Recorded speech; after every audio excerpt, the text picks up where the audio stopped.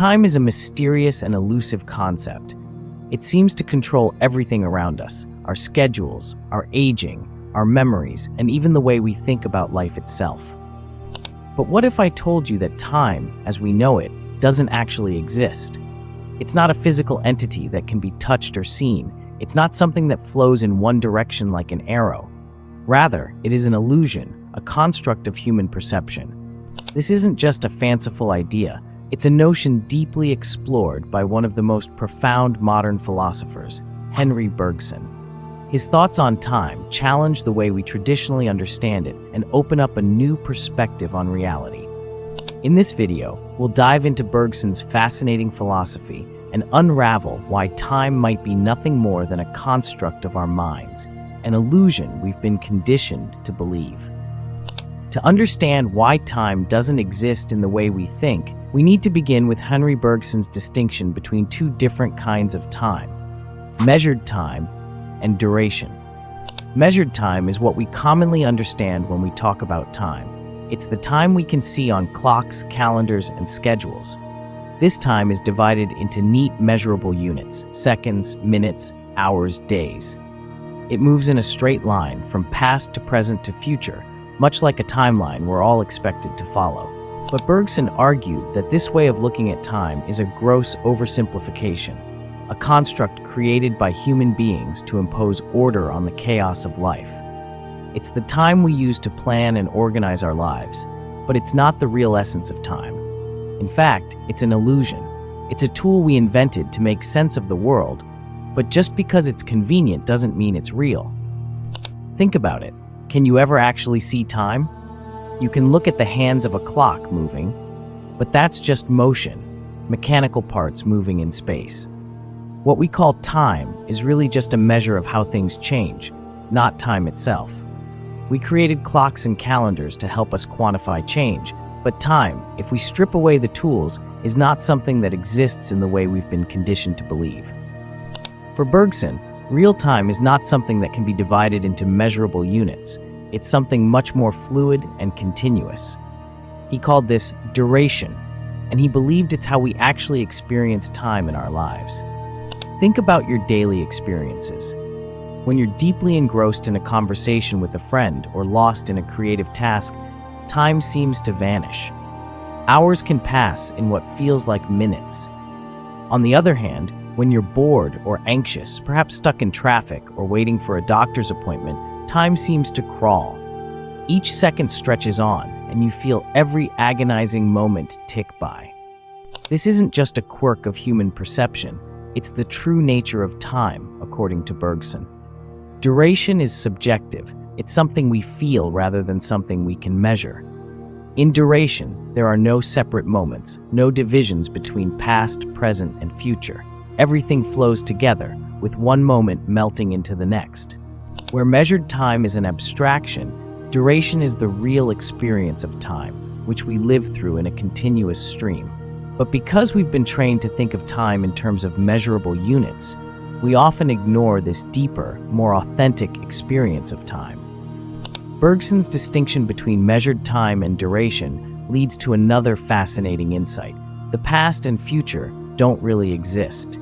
The only thing that truly exists is the present moment, this moment, right now. Think about it. When you reflect on the past, you're doing so in the present. Your memories of what happened last week or last year are mental constructs, thoughts happening right now. Similarly, when you imagine the future, that too is happening in the present. You're thinking about what might happen tomorrow, next month, or 10 years from now, but that imagining is taking place now.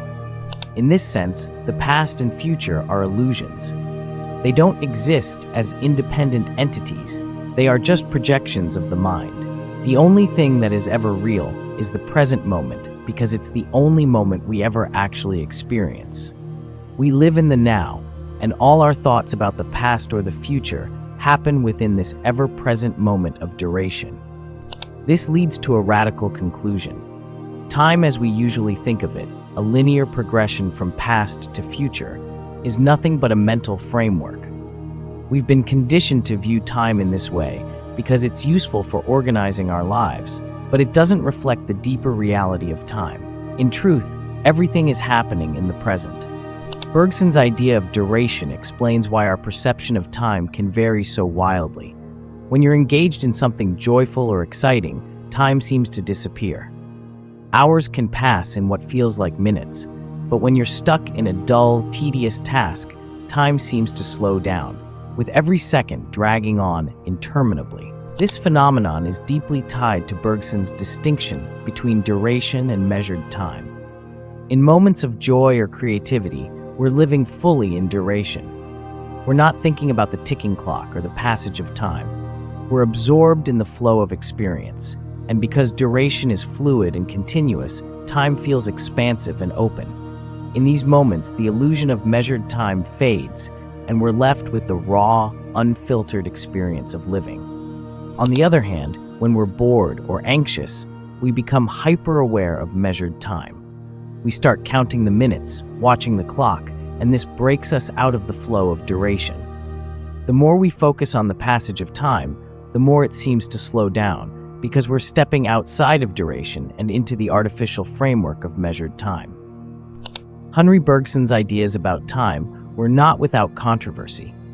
In fact, his views led to a famous intellectual clash with none other than Albert Einstein, the father of modern physics. Einstein's theory of relativity revolutionized our understanding of time, showing that time is not a fixed, universal constant, but something that can be warped and stretched depending on factors like speed and gravity. Einstein's view of time was grounded in science and mathematics. Time as something that can be measured and manipulated. Bergson, on the other hand, argued that Einstein's theory didn't capture the true essence of time as it is experienced by human beings.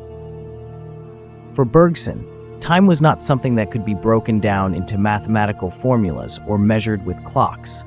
It was something subjective and deeply tied to our consciousness. Their debate, which took place in the 1920s, was a battle between two radically different views of time: the objective, measurable time of physics and the subjective, experiential time of philosophy. Einstein famously quipped, "The time of the philosophers does not exist," dismissing Bergson's view as irrelevant to the physical reality of time. But for Bergson, Einstein's mathematical time was just another form of measured time, the same kind of time that clocks measure, and the same kind of time that Bergson argued was an illusion. While Einstein's theory could explain how time behaves in the physical universe, Bergson was more concerned with how we experience time in our lives. In many ways, this debate between Bergson and Einstein continues today.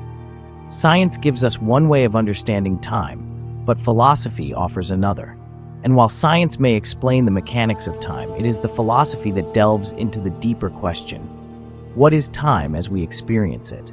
Bergson's philosophy doesn't just challenge our understanding of the present, it also offers a radical rethinking of memory and the past. According to Bergson, our memories are not stored in some distant, static past. Instead, they exist in the present moment as part of the flow of duration. Think about how you experience memory. When you recall something that happened years ago, that memory is not locked in the past, waiting for you to retrieve it. It's something that arises in your consciousness now. The memory itself is a part of your current experience, happening in the present moment. This means that the past isn't really gone. It's always with us, part of the continuous flow of duration. In a sense, we carry the past with us wherever we go. It's woven into the fabric of the present, always influencing and shaping our experience of the now. This idea also challenges the traditional view of time as something that moves in a straight line from past to future. If the past is always present within us, then time is not a line, it's a continuous, ever-present flow. The past and future are just different aspects of the present, and everything we experience is happening within this eternal now. So what does it mean to live in a world where time, as we commonly understand it, doesn't exist? For Bergson, recognizing the illusion of time is not just an abstract philosophical exercise, it's a path to greater freedom. When we're trapped in the framework of measured time, we often feel pressured by deadlines, schedules, and the ticking clock. We become obsessed with the passage of time, worrying about the future and regretting the past. This creates anxiety and stress, making us feel like we're constantly running out of time. But when we realize that time is an illusion, we can begin to live more freely. We can stop worrying about the past or the future because we recognize that they don't really exist. They're just mental constructs. Instead, we can focus on the present moment, living fully in duration. This doesn't mean we ignore the practicalities of life. Of course, we still have to show up to meetings on time and meet deadlines. But by shifting our perspective on time, we can free ourselves from the mental prison of the clock. We can appreciate the richness of each moment, rather than constantly worrying about the passage of time. Henri Bergson's philosophy offers a profound rethinking of time. It challenges the traditional view of time as something linear, measurable, and external, and instead presents time as something fluid, subjective, and deeply tied to our consciousness. By understanding time as an illusion, a construct created by human beings, we can begin to live more fully in the present moment, embracing the flow of duration and letting go of the artificial constraints of the clock. In the end, Bergson's ideas don't just offer a new way of thinking about time, they offer a new way of living. By recognizing the illusion of time, we can free ourselves from the pressures of the ticking clock and find greater peace and freedom in the present moment.